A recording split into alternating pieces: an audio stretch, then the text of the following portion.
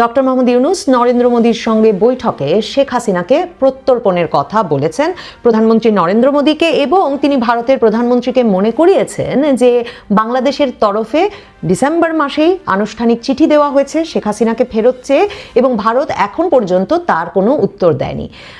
তার মানে কি এই ভারতকে কি এখন শেখ হাসিনাকে ফেরত দিতে হবে?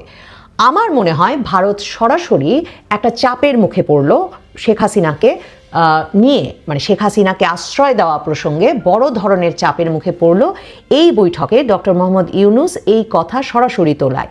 ভারতের পররাষ্ট্র মন্ত্রণালয়ে যতবারই সংবাদ মাধ্যমের তরফে জিজ্ঞেস করা হচ্ছিল যে বাংলাদেশ চিঠি দিয়েছে, আপনারা উত্তর দিচ্ছেন কিনা, তারা বলছিল তারা দেখছে, এই বিষয়টি তারা খতিয়ে দেখছে, কিন্তু উত্তর কবে দেওয়া হবে সে প্রসঙ্গে কিছু জানা যাচ্ছিল না।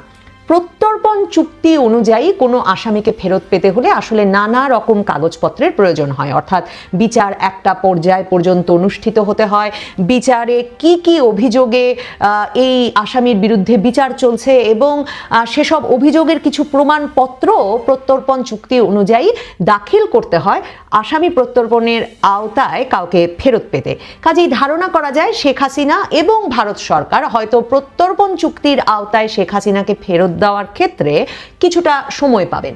তবে শেখ হাসিনা কি ভারতে বসে, যেমনটা গত আগস্টে ক্ষমতাচ্যুত হওয়ার 6 মাস পর 5ই ফেব্রুয়ারি জাতির উদ্দেশ্যে ভাষণের ঘোষণা দেওয়ার মাধ্যমে শুরু করেছেন, যে ফেসবুকে নিয়মিতভাবেই তিনি নানা রকম লাইভে আসছেন এবং বক্তব্য রাখছেন, এবং এর পাশাপাশি তাকে নিয়মিতভাবে তার দলের বিভিন্ন নেতাকর্মীর সঙ্গে ফোনে কথা বলতে দেখা যাচ্ছে, যেই ফোনের কনভারসেশন আবার লিক হয়ে সামাজিক যোগাযোগ মাধ্যমে চলে আসছে, এমনকি সেই কনভারসেশনের কিছু কিছু এবং তিনি নিয়মিত যেসব বক্তব্য রাখছেন তা বাংলাদেশ আওয়ামী লীগের যে অফিসিয়াল ওয়েবসাইট সেখান থেকেও প্রচার করা হচ্ছে। তো সেটা কি শেখ হাসিনা চালিয়ে যেতে পারবেন? আপনাদের মনে থাকবে, মানে ভুলবার উপায় নেই, 5ই ফেব্রুয়ারি বঙ্গবন্ধুর বাড়ি বুলডোজার দিয়ে গুড়িয়ে দেওয়া হলো, কারণ সেদিনই আসলে 5ই আগস্টের 6 মাস উপলক্ষে ফেসবুকে জাতির উদ্দেশ্যে ভাষণ দেওয়ার ঘোষণা দিলেন ক্ষমতাচ্যুত শেখ হাসিনা, এবং সেই বিক্ষোভে ছাত্র জনতা জড়ো হলো 32 নম্বরের সামনে, এবং এরপর 2 দিন 3 রাত ধরে, আসলে 3 দিন 2 রাত ধরে ওই বাড়ি ভাঙা হলো। এবং সরকারের তরফে বরাবর বলে আসা হচ্ছে যে ভারতে বসে শেখ হাসিনা যে উস্কানিমূলক বক্তব্য দিয়েছেন তারই প্রেক্ষিতে এমন ঘটনা ঘটতে পেরেছে। এবং দেখুন, ডক্টর মোহাম্মদ ইউনূস প্রধানমন্ত্রী মোদীকে আজকের বৈঠকেও সেই একই কথা বলেছেন যে ভারতকে আসলে ভারতে বসে শেখ হাসিনা যে উস্কানিমূলক বক্তব্য দিচ্ছেন তা বন্ধ করতে হবে। এর আগেও বাংলাদেশের পররাষ্ট্র মন্ত্রণালয়ের তরফে খুব পরিষ্কার করে এ কথা ভারতের পররাষ্ট্র মন্ত্রণালয়কে বলা হয়েছিল, বাংলাদেশে নিযুক্ত ভারতের রাষ্ট্রদূতকে ডেকে বলা হয়েছিল যে বাংলাদেশের ক্ষমতাচ্যুত প্রধানমন্ত্রী কে ভারত আশ্রয় দিয়েছে এবং সেখানে বসে যে তিনি উস্কানিমূলক বক্তব্য দিচ্ছেন তা ভারতকে বন্ধ করতে হবে। এবার প্রধানমন্ত্রী পর্যায়ে, অর্থাৎ ভারতের প্রধানমন্ত্রীকে বাংলাদেশের প্রধান উপদেষ্টা সে কথা প্রথম দ্বিপাক্ষিক বৈঠকে বলে দিলেন। বাংলাদেশের প্রধান উপদেষ্টা ডক্টর মোহাম্মদ ইউনূস বিবিসি বাংলা সহ আন্তর্জাতিক বিভিন্ন মিডিয়ার সঙ্গে সাক্ষাৎকারে গত কয়েক মাস ধরে বলে আসছিলেন যে পলাতক একটি পক্ষ, অর্থাৎ আওয়ামী লীগ, শেখ হাসিনা বাংলাদেশকে আনসেটেল করার চেষ্টা করছে। বাংলাদেশে আইন শৃঙ্খলা পরিস্থিতি, স্থিতিশীলতা এসবের যে সমস্যা তার একটা মূল কারণ এই উস্কানিমূলক বক্তব্য। তার মানে বাংলাদেশের পরিস্থিতির জন্য আসলে ভারতের এই আশ্রয় প্রদান এবং ভারত যে সেখানে তাদের আশ্রিত শেখ হাসিনাকে কোনোভাবেই নিয়ন্ত্রণ করছে না, সেখানে বসে তিনি টেলিফোনে কার সঙ্গে কথা বলছেন কিংবা কি ধরনের বক্তব্য রাখছেন সে বিষয়ে তা এবার স্পষ্ট করে আবারও ডক্টর মোহাম্মদ ইউনূস সরাসরি ভারতের প্রধানমন্ত্রীকে বলেছেন। ভারত কি এখন আর কোনো ব্যবস্থা না নিয়ে থাকতে পারবে? আমাকে যদি জিজ্ঞেস করেন, আমি মনে করি, আমার ধারণা এরপর আমরা আসলে দেখব শেখ হাসিনা আর ফেসবুক লাইভ সহ সামাজিক যোগাযোগ মাধ্যমগুলোতে যে নিয়মিত বক্তব্য রাখতে আসছিলেন, যদিও শুধুমাত্র অডিও উপস্থিতি তার আমরা দেখেছি, তিনি ভিডিও সহ ছবি সহ কোথাও উপস্থিত হননি, আমার মনে হয় এবার শেখ হাসিনাকে সেটা বন্ধ করতে হবে।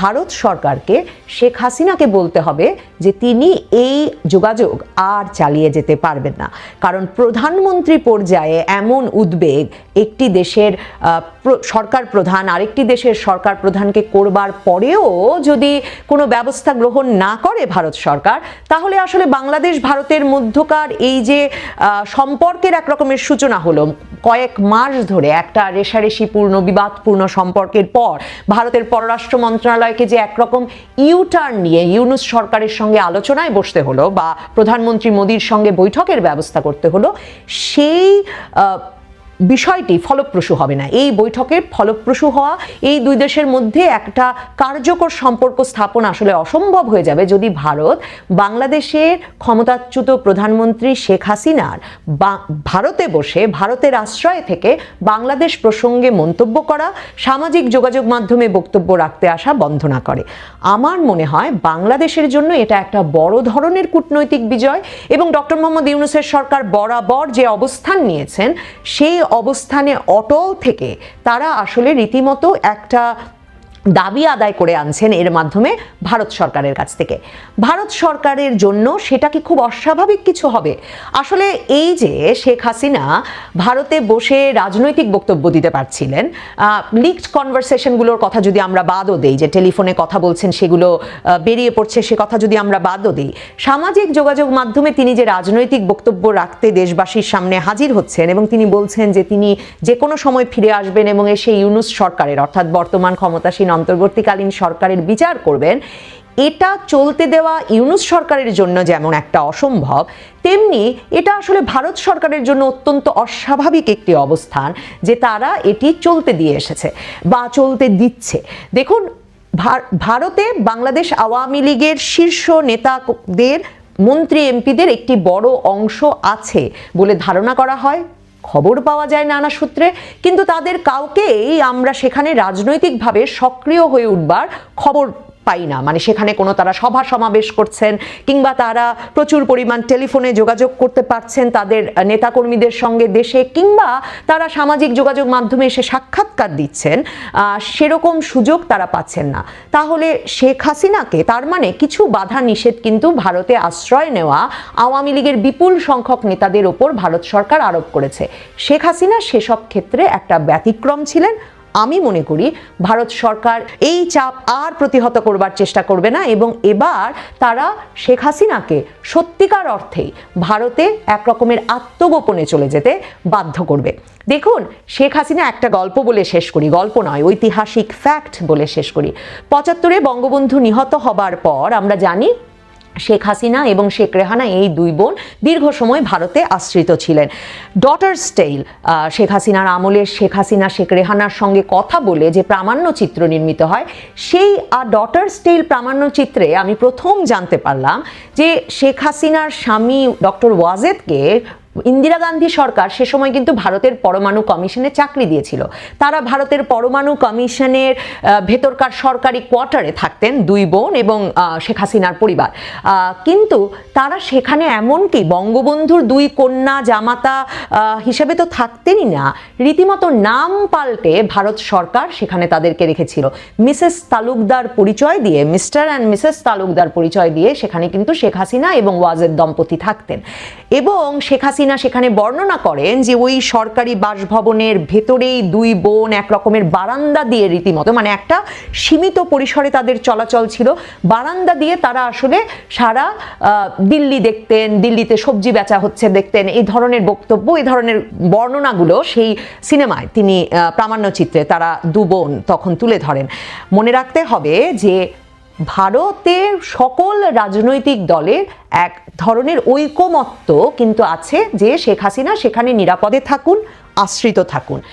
ভারত সরকারের তরফে জানানো হয়েছে যে ৫ই আগস্ট কিছুক্ষণ আগে দুই সেনাপ্রধানের মাধ্যমে যোগাযোগের মধ্য দিয়ে খুব অল্প সময়ের মধ্যে ভারতের পররাষ্ট্র মন্ত্রণালয়কে সিদ্ধান্ত নিতে হয় যে শেখ হাসিনাকে বহনকারী বিমানটি তারা ভারতের সীমান্তের ভেতরে অবতরণ করতে দেবে এবং তারপর থেকে শেখ হাসিনা সেখানে আছেন। ভারতের সকল রাজনৈতিক দলের ঐকমত্য পাওয়ায় মোদী সরকারের জন্য কাজটা সহজ হয়েছে।